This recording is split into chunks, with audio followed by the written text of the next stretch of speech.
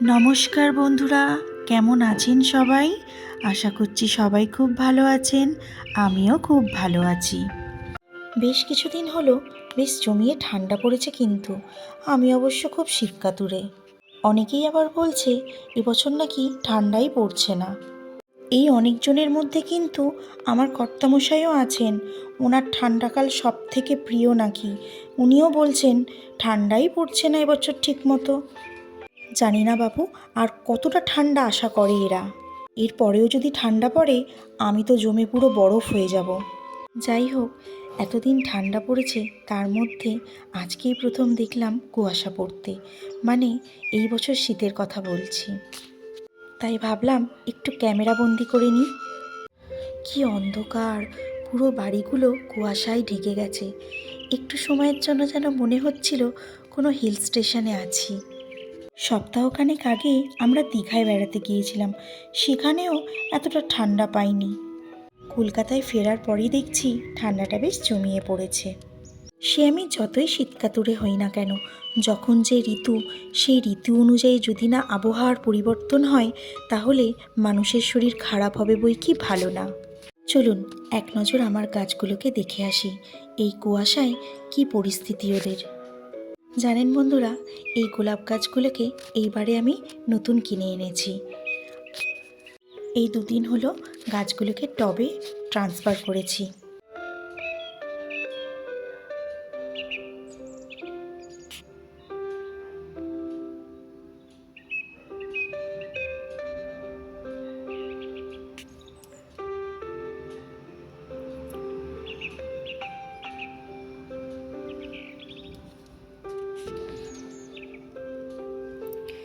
এই দুটো তো পুরনো গোলাপ গাছ, সেগুলো আপনারা দেখেছেন আগেই।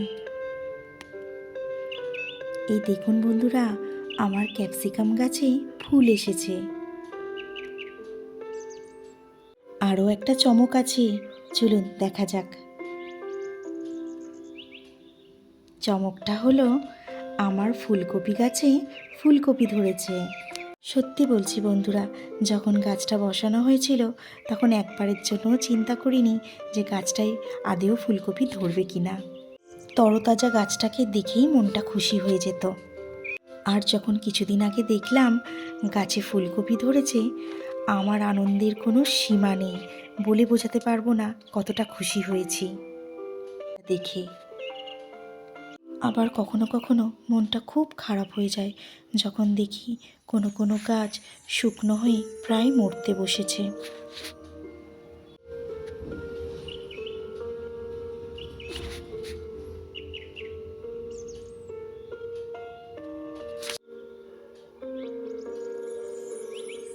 প্রত্যেক দিন সকালবেলায় আমাকে আলাদা করে কোনো এনার্জি ড্রিঙ্ক নিতে হয় না, এদেরকে দেখলে আমি এমনিই এনার্জাইজ হয়ে যাই। এবার রান্নাঘরের দিকে যাই। লম্বা ছুটির পর আজকে নিশানের স্কুলের প্রথম দিন। আজকে থেকে ভাত খেয়ে স্কুলে যাবে ও।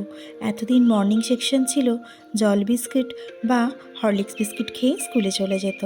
যেহেতু ডে সেকশন হয়ে গেছে, ভাত খাইয়েই পাঠাতে হবে, কারণ বাড়ি আসতে আসতে বিকেল 4:30 থেকে 5টা বেজে যাবে।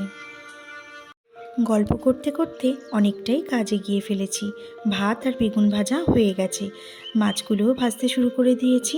এরপর ঝোল বানিয়ে নিলেই রান্না কমপ্লিট। ফুলকপি আর আলু কেটে ধুয়ে রেখেছি মাছের ঝোল বানাবো বলে। হ্যাঁ, আজকে ফুলকপি আর আলু দিয়ে এই রুই মাছের ঝোল বানাবো। সামনে বেগুন ভাজা, ঘি দিয়ে আর মাছের ঝোল দিয়ে ভাত খেয়ে স্কুলে যাবে।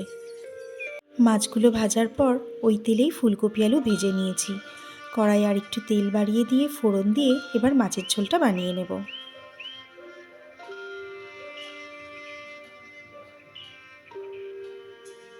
ছেলেমেয়েরা কত তাড়াতাড়ি যেন বড় হয়ে যায়, আর আমরা মায়েরা টেরটিও পাই না। এই তো সেদিনকে গিয়েই স্কুলে ভর্তি করে আসলাম। স্কুলের প্রথম দিন কিছুতেই আমার কোল থেকে নামবে না। অনেক বুঝিয়েও কোনো লাভ হয়নি। শেষমেশ ম্যামেরা চকলেটসের লোভ দেখিয়ে ওকে ক্লাসরুমের মধ্যে ঢোকাতে পেরেছিলেন। আর আজকে সেই ছেলেই মর্নিং সেকশনে স্কুল কমপ্লিট করে ডে সেকশনে রীতিমতো মাছের ঝোল ভাত খেয়ে স্কুলে যাবে। ভাবা যায়? আদতে শুধু আমার বাড়ির গল্প না, এটা প্রত্যেকটা বাড়ির বাচ্চাদের একই কাহিনী।